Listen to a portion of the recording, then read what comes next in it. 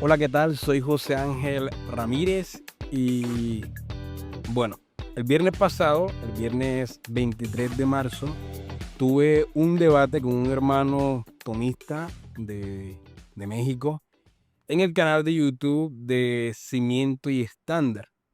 El tema del debate era el siguiente: ¿es necesario presuponer el teísmo cristiano para establecer el conocimiento del mundo real? Mi posición fue que sí es necesario. Así que él naturalmente pues sostuvo lo contrario, ¿no? Después del debate, he estado leyendo diversos comentarios en redes sociales, en el mismo video de YouTube, y bueno, noto que muchos no han comprendido adecuadamente lo que realmente sucedió en el debate. Me parece bastante curioso, bastante interesante. Eh, y por lo menos identifico al menos 3 malos entendidos comunes de lo que he leído, de lo que la gente cree que ocurrió en el debate. Por ejemplo, veo que primero algunos confundieron mi argumento con mi estrategia en el debate. Esto es increíble.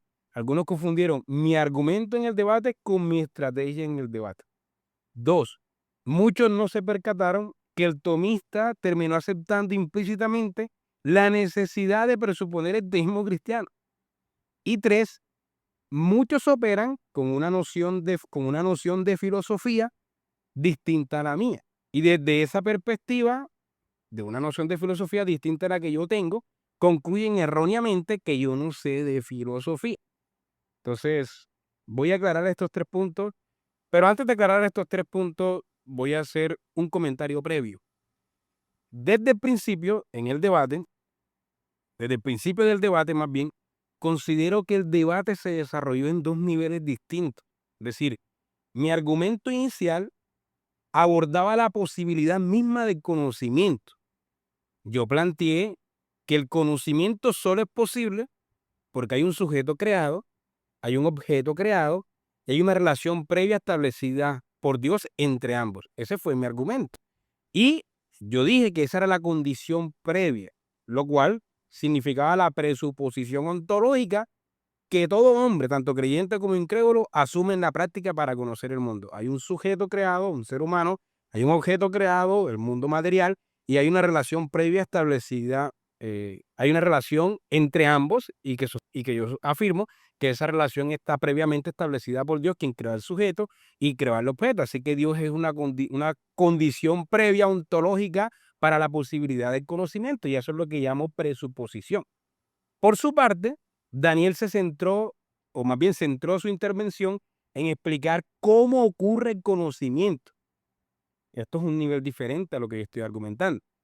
Él, él argumentó cómo el intelecto capta al ente y cómo este, digamos, se inserta, el conocimiento del ente se inserta en su conocida distinción dualista entre fe y razón. Ya, voy a repetir esta parte. Daniel centró su intervención en explicar cómo ocurre el conocimiento, cómo el intelecto capta el ente y cómo esto se inserta en su conocida distinción, la cual afirmó dualista, esta distinción dualista entre fe y razón.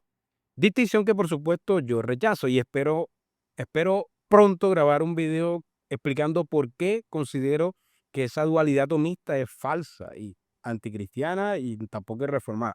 Ahora bien, aunque inicialmente yo podría estar de acuerdo con Daniel en afirmar que el intelecto capta realmente al ente, puesto que yo dije que soy realista y lo dije claramente, lo afirmé explícitamente, mi enfoque no era el cómo en donde él se estaba enfocando, sino que mi enfoque era el por qué. Es decir, ¿por qué es posible que exista un sujeto? ¿Por qué es posible que exista con un intelecto más bien como usando la terminología de él? ¿Por qué es posible que exista un intelecto? ¿Por qué es posible que exista un ente?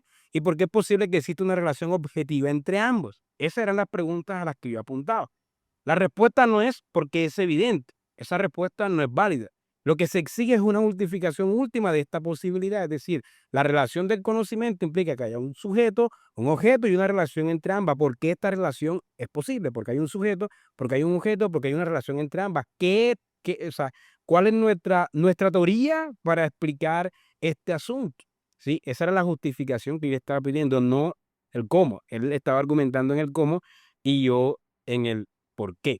Entonces, ahora entrando en materia, vamos a ver los 3 puntos que dije que veríamos.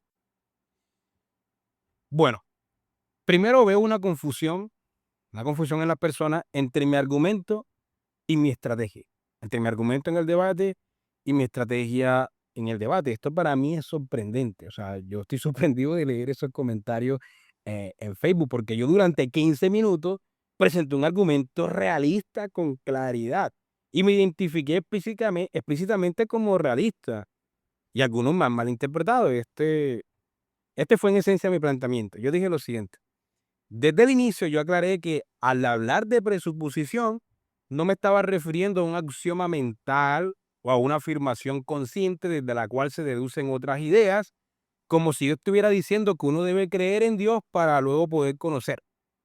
Eso sería absurdo, eh, eso no es coherente con la realidad que vemos, ¿no? Eso sería absurdo si yo estuviera defendiendo esa posición. Me pasé 5 minutos, los 5 primeros minutos del debate explicando esa definición de presuposición. Usé el término presuposición entonces en un sentido ontológico, es decir, como aquello que debe ser verdad, que debe existir previamente para que algo más, en este caso el conocimiento, sea posible. Así, la pregunta no es si uno debe creer en Dios para conocer, sino si Dios debe ser la condición previa para que el conocimiento del mundo real sea posible en absoluto. Es lo que yo estaba diciendo. Nuevamente, la pregunta no es si uno debe creer en Dios para conocer, no es el cómo ocurre el conocimiento, sino si Dios debe ser la condición previa para que el conocimiento del mundo real sea posible en absoluto. Durante todo el debate, sostuve que la epistemología depende de la ontología, no se abstraen entre sí. No puede haber conocimiento verdadero sin una base ontológica que lo sustente. Más bien, no puede haber conocimiento, no puede haber la posibilidad de conocimiento sin una base ontológica que sustente, porque hay sujeto, porque hay un objeto y porque hay una relación entre ambos. Y en esa base, nuevamente, argumenté que es Dios. Esa base que se necesita ontológica es Dios. Dije, sin Él no hay sujeto, lo dije claramente. Sin Él no hay objeto, lo dije claramente. Y sin Él no hay una relación inteligible entre ambos, lo dije claramente. Dije, todo intento de conocimiento presupone una conexión racional entre el que conoce y lo conocido. Y esta conexión no puede mantenerse en el vacío, requiere una explicación última. Nuevamente, todo intento de conocimiento presupone una conexión racional entre el que conoce y lo conocido, pero esta conexión no puede mantenerse en el vacío, requiere una explicación última. Por eso, no basta con que un sistema filosófico afirme que el conocimiento es posible, ya. Evidentemente el conocimiento es posible, es decir, hay una casa del conocimiento humano, eso lo sabemos. Eso es evidente, hay una casa del conocimiento humano, esa casa está ahí. La pregunta es, ¿cuál es el fundamento de esa casa del conocimiento humano? ¿Cuál es la condición ontológica para que exista esta epistemología, este conocimiento humano? Entonces, la verdadera cuestión en la filosofía, para mí, o lo que yo estaba argumentando, es si la filosofía puede justificarlo, o más bien si la filosofía atomista podía justificarlo. Puede explicar su posición, la atomista, o cualquier posición filosófica puede explicar por qué hay un sujeto, por qué hay un objeto y la relación conocible entre ambas. Si no puede hacerlo, su sistema falla. Entonces yo estaba pidiendo o sea, la condición ontológica previa para la posibilidad del conocimiento. Entonces, nuestro argumento, más bien mi argumento fue esto: cualquier hipótesis que no afirme que Dios es la condición previa ontológica de la existencia del sujeto conocente, del objeto conocido y de la relación verdadera entre ambos no puede justificar la posibilidad del conocimiento. Toda alternativa que omite esta presuposición, es decir, esta precondición, no puede ser reducida al absurdo, porque no logra dar cuenta en realidad de la posibilidad misma del conocimiento. Así que reitero mi argumento. Mi argumento fue realista, ¿sí? pero no un realismo autónomo, no un realismo tomista. Sostengo que el intelecto capta al objeto tal como es, porque tanto el sujeto como el objeto han sido creados por Dios. Y es Él quien ha establecido una relación verdadera entre ambos para que el hombre pueda conocer la realidad mediante la creación y de hecho pueda conocer a Dios mediante la creación, la revelación general. Y dije que la gracia común también operaba en esto. Lo dije claramente, claramente lo dije. En otras palabras, el intelecto no configura la realidad, como creen los idealistas. Más bien la realidad ha sido configurada previamente por el intelecto divino, quien la creó y quien le dio significado. Y Dios mismo es quien establece la relación sujeto-objeto. Es decir, yo comparto con el tomista la afirmación de que el intelecto capta el lente tal como es. Yo no estoy poniendo en duda eso, pero no comparto su justificación para esto. Ese es el punto. El tomista, en su justificación, apela a la autonomía del conocimiento humano. Apela a la autonomía del conocimiento humano, sosteniendo que el lente capta las formas inteligibles inherentes al lente, eso es lo que él dice, y saca de la ecuación a Dios. Yo, en cambio, afirmo que conocemos el objeto tal como es porque Dios, el creador, ha establecido la existencia del sujeto, del objeto y de la relación entre ambos. Por eso he dicho y afirmé que Dios es la precondición ontológica necesaria para que el conocimiento sea posible. Es decir, yo estaba argumentando en un plano más previo y colocando a Dios como la condición ontológica. Y ahí va mi realismo. Yo creo que el intelecto capta realmente al ente, pero estaba colocando a Dios como la precondición necesaria, la condición ontológica para esto, ¿sí? Mientras que el tomista argumenta en una escala diferente en la cual solamente habla del intelecto, captando al ente sin Dios. Entonces, ¿cuál es mi estrategia? ¿O cuál fue mi estrategia? Y aquí es donde muchos se confunden, donde la mayoría se confundió. Bueno, la mayoría no, los comentarios que he visto en redes sociales más bien. Algunos dicen que yo afirmo ser realista, pero que argumento como idealista. Wow. Esto se debe a que mi estrategia fue demostrar que el realismo tomista no puede evitar caer en el idealismo. Esa fue mi estrategia, no mi argumento. Y ese fue el punto que traté de presionar durante el debate, que el tomista no puede evitar caer en el idealismo. Yo no soy idealista, pero mi argumento es que el tomista no puede evitar caer en el idealismo. La intención entonces era mostrar que el tomismo, al no partir de Dios como el fundamento ontológico, no puede justificar adecuadamente la posibilidad del conocimiento a menos que coloque a Dios como el fundamento ontológico. Para entender mi crítica, hay que entender el problema. El tomista pone la prioridad en el objeto, es decir, el intelecto capta realmente al ente como es. El ente tiene prioridad. Es el ente, es decir, el objeto, el que configura la idea en el intelecto, es decir, en el sujeto. El idealista, por el contrario, pone la prioridad en el sujeto. El intelecto no capta el ente tal como es en sí, sino solo como se presenta a los sentidos y como es estructurado y como es organizado más bien por las estructuras del sujeto cognoscente. De ahí el término idealista, ¿no? La idea configura la realidad. Y ese es el famoso giro copernicano en la filosofía, que antes la prioridad estaba en el ente, ahora la prioridad está en el sujeto. De ahí subjetivismo, relativismo y todo eso giro. Ahora, Kant, por ejemplo, Kant distingue entre el noúmeno, es decir, el objeto en sí, la cosa en sí, incognoscible, y el fenómeno, es decir, el objeto tal como se presenta o como es configurado por el sujeto. Para poder entender esto, vamos a ilustrar la diferencia entre el planteamiento tomista y el idealista. Vamos a retomar al ejemplo que el mismo tomista puso en el debate, la manzana roja. La manzana roja. Supongamos que hay una manzana roja sobre la mesa y de un lado de la mesa hay un tomista sentado y del otro lado de la mesa hay un idealista sentado.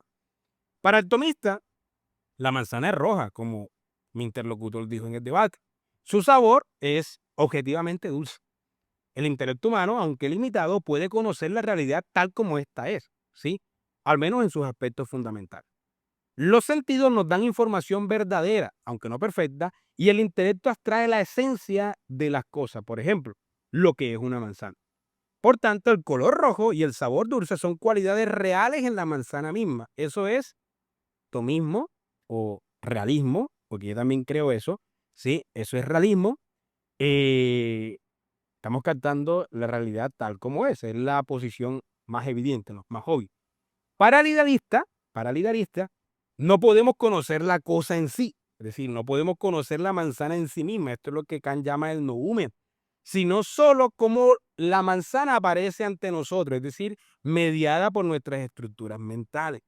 Entonces, el color rojo no es una propiedad objetiva de la manzana, sino una manera en que nuestra mente organiza ciertos estímulos sensoriales. Lo mismo ocurre con el sabor dulce. Es una respuesta subjetiva ante determinados datos sensoriales. Así que el idealista no niega que hay algo allá afuera, él no niega que hay una manzana en la mesa, pero sostiene que no podemos conocerlo tal como es en sí misma porque nunca se puede salir de su mente o de su sentido para percibirlo, sino que él afirma que solo conoce la manzana como se aparece en su sentido. Es decir, el color rojo de la manzana es posible que no sea una propiedad de la manzana, no puede saberlo, pero sí puede saber que ese color rojo es como la manzana, es como sus sentidos la percibe o como sus sentidos la configura. Entonces, el tomista pone el énfasis en el lente, en el objeto, y el idealista pone el énfasis en el sujeto o en el intelecto. Todas mis preguntas en el debate apuntaban a este punto. Atentos. ¿Cómo puede el tomista justificar que el intelecto capta realmente la cosa en sí, es decir, el lente en sí o el set, si todo conocimiento está mediado por los sentidos y las estructuras cognitivas? ¿Cómo puede el tomista justificar que el intelecto capta realmente la cosa en sí, si todo conocimiento está ya mediado por sentidos y estructuras cognitivas? Por mucho que él afirme que es evidente, si fuera evidente no habría idealismo, no habría surgido René Descartes, por ejemplo. Por mucho que él afirme que es evidente que el intelecto conoce las formas inteligibles del objeto, no puede salir de su propia experiencia subjetiva para verificar si el rojo que percibe, que él está percibiendo, corresponde verdaderamente a una propiedad objetiva de la manzana. No sé si me hago entender. Sí, voy a repetir esto. Por mucho que él afirme que es evidente que el intelecto conoce todas las formas inteligibles del objeto, no puede salir de su propia experiencia subjetiva para verificar si el rojo que está percibiendo corresponde verdaderamente con una propiedad objetiva de que es que está en la manzana. Por eso yo decía que apelar a una verificación empírica no resuelve el problema, porque toda verificación ocurre dentro del mismo marco. Él observa la manzana y es roja, ¿sí? Así lo está percibiendo en su sentido, y el sujeto, todas las veces que vuelva a mirar la manzana, la va a mirar rojo. El sujeto vuelve a observar la manzana y los mismos sentidos y las mismas estructuras mentales son las que observan la manzana. Así que solo repite la experiencia del fenómeno sin acceder a la cosa en sí. En consecuencia, el tomismo no logra dar una respuesta adecuada a este desafío escéptico del idealismo moderno. Presupone que el intelecto conoce al ser o al ente, pero no justifica cómo se accede realmente al objeto en sí y no solo a su representación. Y yo se lo pregunté y su respuesta fue simplemente sí, porque es evidente, porque captamos el rojo. No sé si él estaba consciente de este problema, por eso yo le dije al final, yo no respondiste en realidad o sea, lo que yo te pregunté, porque no respondiste hacia dónde apuntaba mi pregunta. Ahora, en lo personal, considero que el tomista no respondió entonces a esta objeción. Repetir que es evidente o que el intelecto capta la forma inteligible simplemente elude la crítica sin enfrentarla. En mi opinión, él no escapó al problema, simplemente lo evadió. En contraste, mi enfoque para el realismo se podría llamar realismo trascendental. Es decir, yo sí soy realista y mi enfoque para el realismo, siguiendo a los presuposicionalistas como Van Til, Fren o Poitres, se podría denominar este enfoque realismo trascendental. Y este realismo parte no del sujeto en sí, es decir, no la justificación del sujeto en sí, como si yo estoy cantando el ente tal como es, o los efectos de la causa del ente como es, no de ahí, sino que parte de la precondición para que el conocimiento sea posible. ¿Por qué existe un sujeto? ¿Por qué hay un objeto? ¿Y por qué hay una relación entre ambos? Así que yo argumenté que Dios es la condición ontológica previa necesaria que fundamenta tanto al sujeto como al objeto y su correlación. Siendo así, la garantía misma del conocimiento, siendo así que Dios viene siendo la garantía misma del conocimiento. Desde ahí, desde ahí, dije, uno puede proceder por la imposibilidad de lo contrario, es decir, uno puede proceder ad hominem contra el idealismo, exigiendo una explicación coherente del sujeto, el objeto y la relación entre ambas, y mostrar que no puede dar cuenta de ello y reducirla, por supuesto, al absurdo. La alternativa es establecer la propia posición desde la imposibilidad de lo contrario. En este punto debe quedar claro algo. Mi argumento nuevamente es realista, pero mi estrategia fue usar los argumentos del idealismo contra el tomismo. Es decir, estaba haciendo un uso prestado de argumentos que no son de mi posición y los estaba aplicando contra el tomismo. ¿Para qué? Para mostrar que este no escapa del marco epistemológico que el propio idealismo impone, sino parte de Dios como condición previa ontológica. Ese era mi argumento y esa era mi estrategia. No entiendo cuál es la confusión que hay en algunos. Ahora bien, muchos no se dieron cuenta de que el tomista terminó aceptando mi punto, aunque claro, de forma implícita, es que de hecho ni yo mismo me había dado cuenta. Antes del debate, Daniel, es decir, el tomista, y yo habíamos intercambiado algunas preguntas previas. Yo sabía que su argumentación se centraría en el cómo conocemos, no en el por qué es posible conocer. Por eso, mi estrategia desde el inicio fue evidenciar que su cómo no podía escapar del idealismo si no partía de las condiciones trascendentales o ontológicas del conocimiento. Entonces yo dije, esto lo va a obligar implícitamente a reconocer a Dios como condición previa para el conocimiento, que era el punto del debate, entonces el punto central del debate. Entonces mi estrategia realmente iba por ahí, mi estrategia apuntaba a eso. Un momentico que se me va a descargar esto.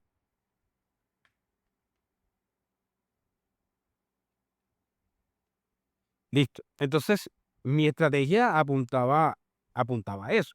Pero por supuesto, él se mantuvo en la defensa típica del tomismo, ¿no? Afirmó que ciertas cosas son evidentes, que lo evidente no se prueba, es lo que él dijo, y todos compraron ese argumento. Ciertas cosas son evidentes, lo evidente no se prueba, y dijo, vuelvan a mi diapositiva, en todas las preguntas dijo lo mismo, vuelvan a mi diapositiva de 4 páginas. Bueno, desde mi perspectiva, no estaba entendiendo el verdadero problema que yo estaba señalando, que yo estaba planteando, pero el tiempo es muy limitado para señalar todas esas cosas. Ahora, después de revisar nuevamente el debate, llegué a esta conclusión. Mi estrategia no fue mala, por supuesto, pero pudo ser mejor. Como dije, yo busqué mostrar que el tomismo no podía escapar del idealismo. Y entonces traté de forzar el reconocimiento de Dios como garantía del conocimiento, lo cual él no hizo. Pero había caminos más claros que podía tomar. Por ejemplo, bastaba con presionar la necesidad de una teoría alterna que explicara al sujeto, al objeto y su relación. Seguramente él habría explicado esto cristianamente o se habría visto en la necesidad de argumentar de forma pagana y entonces yo podría reducir eso al absurdo. O incluso yo podría haber puesto el foco en la problemática de la dualidad entre fe y razón.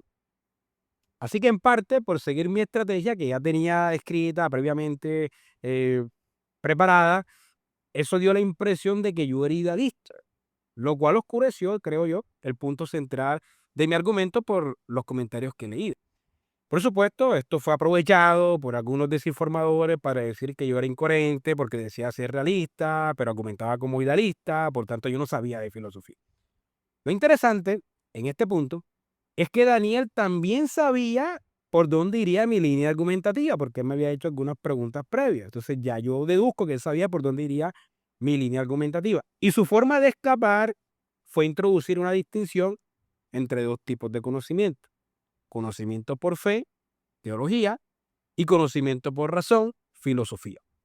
Según él, lo que yo decía era verdadero, pero solo desde la fe, no desde la razón, ya que según su postura, la razón no puede alcanzar esa verdad. Básicamente, en resumen, fue lo que él estuvo diciendo en la primera refutación. En ese momento yo pensé que solo había concedido una parte de mi argumento, es decir, él concedió que eso era verdad desde la fe. Pero cuando yo volví a revisar el debate con más detenimiento, noté que en realidad concedió todo el punto. aunque no de forma implícita. Yo podía haber presionado ahí, pero realmente no me percaté. Por seguir mi estrategia inicial, no me percaté que claramente él había hecho eso. No me percaté de eso, de ello en ese momento. Miren, esta es la cuestión. Aunque yo estoy en desacuerdo con su dualidad entre fe y razón, la voy a conceder por el bien del argumento. La voy a conceder en estos momentos por el bien del argumento. Daniel concedió que lo que yo afirmaba era verdadero en el ámbito de la teología y que lo conocemos por medio de la fe, ¿cierto? Pero el hecho de que lo sepamos por medio de la fe no le quita su veracidad, es decir, no deja de ser verdadera, no se convierte en irracional, ¿no? En última instancia, esto significa que Dios es la condición previa, es decir, la presuposición para establecer el conocimiento del mundo real, pero desde la fe. Aunque Daniel no crea que esa verdad pueda ser conocida por la razón, ni que deba argumentarse filosóficamente, sí reconoció que eso es verdad, lo cual implica, desde ese reconocimiento, que ni siquiera el conocimiento filosófico sería posible si esa verdad teológica no lo fuese también, ¿sí? No sería conocimiento filosófico posible si no fuese verdad, si no fuese verdad esta, valga la redundancia, verdad teológica, que la sabemos por la fe, basado en su forma en su tomismo. Ahora, recordemos cómo definí yo presuposición, y ahí pueden volver al video, ir al video los primeros 5 minutos de mi intervención. Yo definí presuposición como una condición previa y aclaré que una presuposición no es necesariamente una creencia consciente. La condición está ahí, la condición previa está ahí, independientemente de que seamos conscientes de ella o no. Por tanto, esa verdad teológica que yo presenté, sea que la conozcamos por fe o sea que la conozcamos por razón, una distinción que en sí misma es debatible, pero que estamos concediendo por el bien del argumento, sea como sea, esa verdad teológica que yo presenté es verdadera, aunque el incrédulo no lo reconozca. Así que lo importante es esto. Para que una presuposición sea verdadera, no requiere que el sujeto esté consciente de ella. Así que Daniel estaba concediendo que realmente esa precondición está ahí, aunque el incrédulo no lo pueda saber, porque su razón no se puede elevar a esa verdad de fe, en su posición, ¿cierto? Pero la precondición está ahí, aunque el incrédulo la sepa o no. Y justamente así era como estaba definiendo presuposición. La precondición está ahí, sea que seamos conscientes de eso o no. Así que en definitiva, sí es necesario presuponer a Dios para establecer el conocimiento del mundo real, porque Él es su condición previa. Por tanto, la conclusión del debate realmente fue que sí es necesario que Dios sea la condición previa para que podamos conocer la realidad. El incrédulo no necesita ser consciente de esta verdad para que sea verdad. Y no importa en este punto si es verdad de fe o verdad de razón. El punto es que es verdad, aunque para el tomista el intelecto no pueda elevarse para entenderlo, eso es verdad y por tanto es la condición previa para esto. Así que realmente el punto se concedió. Ahora, en tercer lugar y por último, muchos tienen un concepto distinto de lo que es la filosofía. Y desde ese concepto ajeno concluyen que yo no sé de filosofía. Los presuposicionalistas no saben de filosofía. Yo escribí un post de Facebook, en Facebook, diciendo lo siguiente sobre cómo entiendo la filosofía. Solamente voy a leer lo que escribí. Es curioso, dije, que ministerios cristianos como Respuestas en Génesis, cuyos miembros poseen doctorados en biología, geología, física o genética, sean acusados de no saber de ciencia o de no hacer ciencia. ¿Cuál es la razón de esto? Bueno, que el incrédulo ya ha definido dogmáticamente qué cuenta como ciencia. Para el paradigma moderno, hacer ciencia significa lo siguiente: observar únicamente fenómenos naturales sin referencia a Dios, interpretar los datos sin presuposiciones religiosas, asumir la autonomía de la razón humana y el cierre causal del universo, es decir, que el universo se explica a sí mismo y no hay nada por encima del universo. Así que, aunque los científicos cristianos apliquen estos métodos empíricos y rigurosos para conocer el universo creado por Dios, si lo hacen justamente desde la premisa de que la creación tiene un creador, Y desde la premisa de que la palabra de Dios es verdad, según los estándares seculares, ya ellos no están haciendo ciencia. No hacen ciencia o no saben de ciencia. El cristiano, sin embargo, no separa el objeto de estudio, es decir, la naturaleza, del fundamento último que hace posible su estudio, es decir, Dios. Por eso, aunque use el método empírico, aunque use el método, no lo hace en rebelión contra Dios. Aunque use el método empírico, no lo hace en rebelión contra Dios.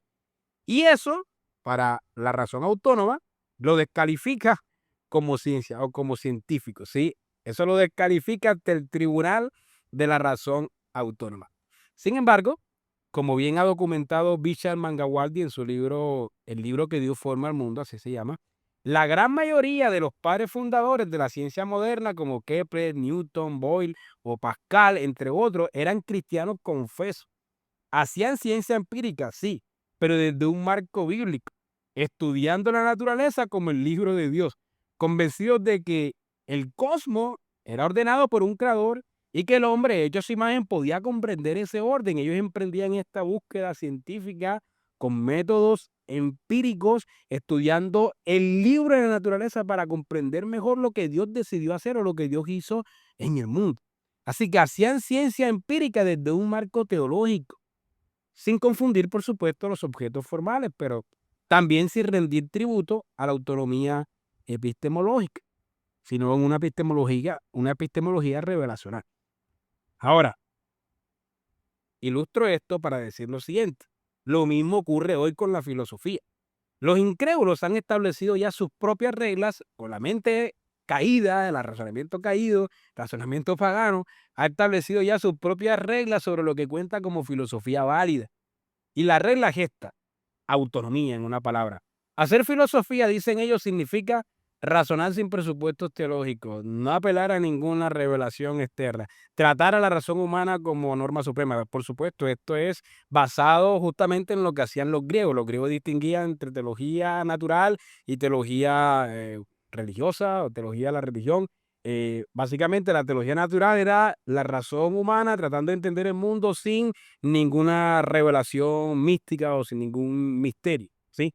Básicamente, la filosofía moderna sostiene lo mismo. La filosofía debe serse así y no debe haber ningún documento religioso que tengamos en cuenta para hacer filosofía. Así que eso es filosofía para el pensamiento moderno. Por eso, cuando cristianos como Cornelius Van Til, que tuvo un grado en filosofía, o John Frame, o Bernd Poitras, hombres que han estudiado, leído, enseñado y escrito sobre filosofía, cuando ellos razonan desde la escritura, inmediatamente son acusados de no saber de filosofía, de no hacer filosofía, o de decir ellos son teólogos, ellos no hacen filosofía o no saben de filosofía. ¿Cuál es la razón por la cual nosotros hacemos esto así? Yo siguiéndolo a ellos como presuposicionalista. Nosotros definimos la filosofía de otra manera. No aceptamos la autonomía como punto de partida. John Frame, en su libro La doctrina del conocimiento de Dios, página 85, define la filosofía de la siguiente manera, o más bien hace este comentario. Dice: me resulta difícil establecer una distinción clara entre una teología cristiana y una filosofía cristiana. Si uno pretende desarrollar una filosofía verdaderamente cristiana, lo hará ciertamente bajo la autoridad de las Escrituras y por tanto estará aplicando la Escritura a cuestiones filosóficas. Así que como tal, estaría haciendo teología según nuestra definición, dice él. La filosofía cristiana entonces es pues una subdivisión de la teología. La filosofía cristiana es pues una subdivisión de la teología. No significa que tengamos que usar versículos bíblicos para hacer teología, para hacer filosofía, pero que la Biblia como tal, el marco que la Biblia nos da o esta epistemología nos ayuda a hacer filosofía, ¿sí? Así que esto significa que para los banterianos como yo, la filosofía, lejos de ser una actitud autónoma, es una extensión o más bien una subdivisión de la teología, en la medida que busca aplicar la palabra de Dios a los grandes temas del pensamiento, es decir, a la metafísica, a la epistemología, a la ética. No confundimos los objetos del ser con los del saber, ni ignoramos los objetos formales de cada ciencia, pero negamos la necesidad de separar radicalmente la filosofía de la teología, Cuestionamos la dualidad tomista entre fe y razón o naturaleza y gracia, porque presupone la autonomía de la razón en el ámbito filosófico. Elimino esa dualidad entre teología y filosofía. Entonces, muchos de los que están juzgando estos comentarios ya parten de unos presupuestos tomistas de que la teología y la filosofía son diferentes, o más bien parten de esta presuposición dualista entre la filosofía y la teología, entre la razón y la fe, entre la naturaleza y la gracia, y luego desde esa presuposición dualista me juzgan a mí diciendo: "Él no sabe de filosofía". Eso es lo que básicamente está pasando. Eh, Mientras el incrédulo y el tomista que lo sigue da por sentada la posibilidad del conocimiento sin justificar el marco ontológico y epistemológico que lo hace posible, nosotros no damos nada por sentado, no afirmamos que las cosas existen porque sí, ni que el sujeto conoce al objeto por un mecanismo impersonal y autoexplicativo, no. Nosotros cuestionamos todo eso a la luz de Dios como fundamento del ser y del saber. Por eso entendemos que para el incrédulo y para el tomista que acepta sus reglas, si no parte de presupuestos autónomos, entonces no sabe de filosofía, no sabe lo que dice, no ha pasado por un instituto bíblico de filosofía. Si no aceptas que la razón humana es el tribunal supremo, te acusan de ser dogmático, de confundir los órdenes, de desconocer los objetos formales, etc. Pues bien, respondo, sí, yo quiero cuestionar esa autonomía, no la voy a dar por sentado. Es cierto, es cierto que yo no tengo un grado en filosofía, yo me dedico a la teología, yo soy teólogo y mis estudios filosóficos han sido de forma autodidacta. Y es cierto que yo no soy experto en ningún filósofo en particular, eso me tomaría mucho tiempo. No soy experto en ningún filósofo en particular, pero yo sí, en líneas generales, conozco el pensamiento de los presocráticos, Heráclito, Parménides, conozco el pensamiento de Platón, el pensamiento de Aristóteles, el pensamiento de Plotino y su neoplatonismo, el pensamiento de Tomás en líneas generales, el nominalismo, el escotismo, Descartes, Hume, Kant, Hegel y los más modernos como Nietzsche o Sartre, ¿sí? Pero yo no puedo hacer filosofía como ellos hacen filosofía, es decir, independiente de la teología. Es simple. ¿Sí? Esto no significa que yo no sepa de filosofía, es que no puedo hacer filosofía de esa manera. Entonces, aquí el presuposicionalista tiene dos caminos, dos caminos. Uno, puede someterse a las reglas del juego de razonamiento autónomo, hacer filosofía independiente de la teología y recibir la alabanza de los incrédulos, ¿sí? Y de los tomistas. Ahora sí sabes de filosofía. O dos, puede razonar, más bien puede rechazar esa autonomía desde el principio, someter todo pensamiento al señorío de Cristo y recibir en consecuencia la acusación infaltable: eres un ignorante de filosofía. Confundes el objeto del ser con el del saber, o confundes el ser con el saber, confundes los objetos formales de la filosofía, los objetos formales de la teología y la filosofía, ¿sí? Confundes la doctrina del ser con la doctrina del conocimiento, confundes la ontología con la epistemología, la metafísica con la epistemología, etcétera. Por mi parte, ya yo tomé mi decisión. Si eso significa que no sé de filosofía según los criterios del mundo, estoy dispuesto a cargar con esa acusación y los presuposicionalistas tendrán que decidir qué camino toman. Para mí mejor es eso, recibir esa acusación, que negar la fe desde el inicio. Chao, chao, ha sido un placer grabar este podcast y espero grabar uno pronto sobre la falsa dualidad entre la fe y la razón. Dios les bendiga. Chao, chao.